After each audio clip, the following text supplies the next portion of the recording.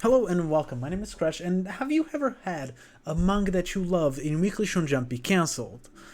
I read them all, so of course I had multiple, but I know a lot of people that are mad for cancellations like Time Paradox Ghost Rider, Phantom Seer, and Redwood. And if you are one of those that get angry at some of the manga that managed to stay in the magazine while your loved ones get cancelled, well, prepare to fume after this video, because today we're gonna be looking at one manga that should have been cancelled by all means, but Jump just didn't want to. So have you ever heard of a manga called I'm from Japan, or Jimoto Ga Japan in Japan?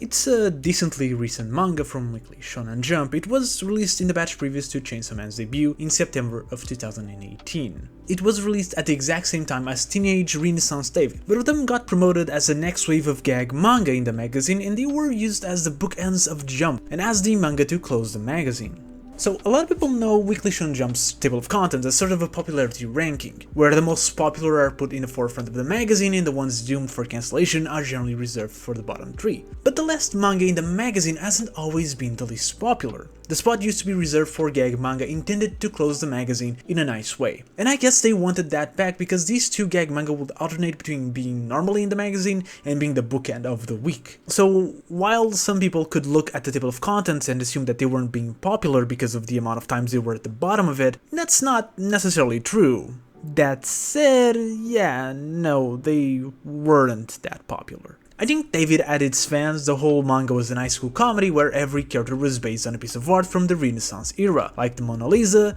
Venus, and David. And it had its small following, but it got cancelled after 30 chapters. And even as someone who liked it, I understand. The sales were quite low, but I'm from Japan's sales were lower, and it still didn't get cancelled. Like, people complained that Roboko was selling less than Phantom Seer, and Phantom Seer got cancelled, but Roboko was doing from the get-go about 10 times better than I'm from Japan ever did. I'd like to prove it to you by showing you I'm from Japan's sales, but the manga never really ranked either in the Oricon or the Shoseki. And it's pretty normal for a new manga to not rank in the Oricon, but the Shoseki ranks the top 500 manga, so that means that none of the 6 volumes of I'm from Japan ever ranked in the top 500, not even in their debut weeks. This isn't to say this is the only manga in Jump to do this badly, but those numbers are generally reserved for the titles that are pretty much already cancelled by the time the first volume is out. Yet, this one did not. We gotta understand, as an example, Jump most definitely didn't want to axe Samurai 8, right? The manga by Masashi Kishimoto of Naruto fame.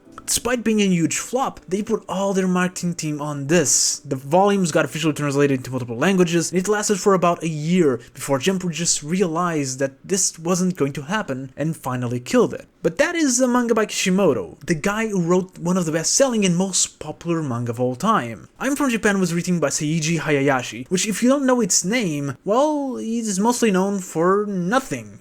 Absolutely nothing. I don't want to trash the mangaka, I'm sure he tried his best, and it's not like I was here wishing for him to be fired, but he's not Kishimoto. And I need to make this fact clear, I want it to live rent-free in your heads. Despite its sales and despite the lack of name recognition, this manga outlasted Samurai 8, having started almost a year before and ending the month after. So actually, let's talk about what the manga is actually about, because I haven't, and once I do, you either will understand perfectly the point, or you'll be even more confused than you are right now. This manga is about Japan. Not the country Japan, a dude that's literally called Japan with the scar of Japan in his chest that loves everything that exists in this country. He has a deep knowledge of every single prefecture of Japan and its cultural and geographical facts. And he uses this love to create a weird, dumb, and clearly made for gag manga, martial arts based on Japan. The entire thing is just jokes that are so specific that only the people who live in the regions that are being referenced in each chapter would even understand, and so of course, at least in the official translation of the manga, which yes, it does have an official legal localization on Manga Plus, it just overly explained the joke, which if you understand anything about comedy, you know that's one of the key ways to make a joke even funnier. It's not. By the way, that was a joke. I meant the complete reverse, which I think most people will understand and get that, so I decided to say that because it wasn't expected and it reverts expectations, which is where comedy comes from. The manga wasn't good. I was reading it while it was ongoing and it wasn't good. But I knew why it wasn't cancelled, and the reason for it is probably the most stupid and more interesting part of this entire story. You see, this manga wasn't cancelled, this manga outlasted David, this manga outlasted Samurai 8 because it has an anime adaptation. Yes, an anime adaptation. Think of all the manga that you love that never got an anime. Well, this one did. And not only that, this anime adaptation was announced in Jump Festa 2019. That was in late December of 2018.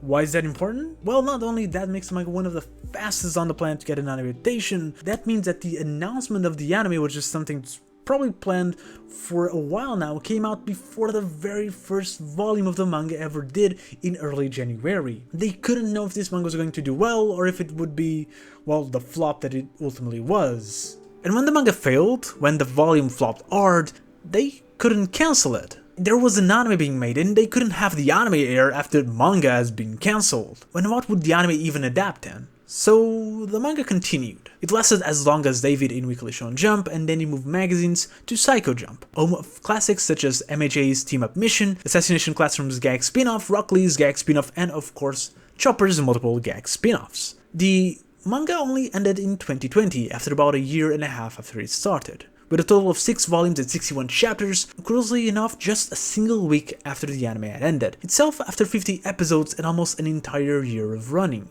I don't think any official reason was ever given for the premature anime announcement that this thing got, but I and a lot of other people have our own theories. First of all, it's clear that this manga was cherry-picked to have this kind of treatment before the first chapter of the manga even came out in the magazine. Someone looked at this and thought, this is an anime, and it was released probably with the anime already planned out and with the deal already made. The question is, why this one? I mean, Burn the Witch got an instant anime adaptation, but comparing both situations isn't really fair, as we're talking about Tite Kubo and a manga that is related to Bleach, which is a massive franchise. No, this one I think the reasons were more marketing based, not for Jump, but for Japan. Remember, this is a manga about various places in Japan. This manga is essentially an ad for tourism. I think this manga was made to entice you into visiting other places. It's made to promote tourism, and that's important.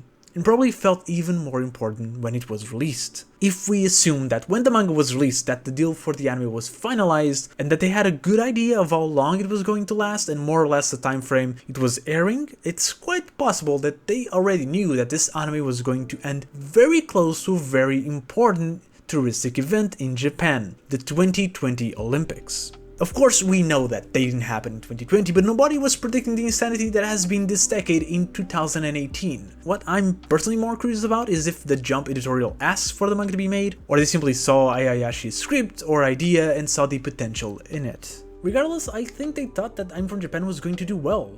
I don't believe that they would do what they did had they believed that the manga sales were going to be as low as they were. But it's still such a weird landmark in Jump history and one that is most likely to be forgotten. It's not like the manga or the anime adaptation were popular enough to stay in people's memories.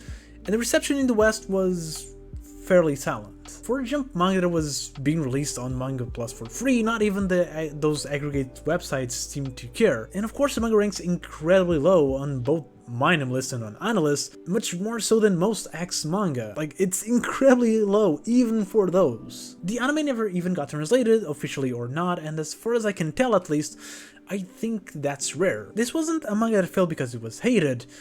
No, worse than that, nobody even cared that it existed, and Jump was just stuck with it. But there's a lot of better things in Jump, and one manga that may be getting cancelled, but that's honestly pretty good, is Ayashimon. If you want to hear a little bit more about it, check the video on the left, and if you watched it till here, thank you very much, and I'll see you next video.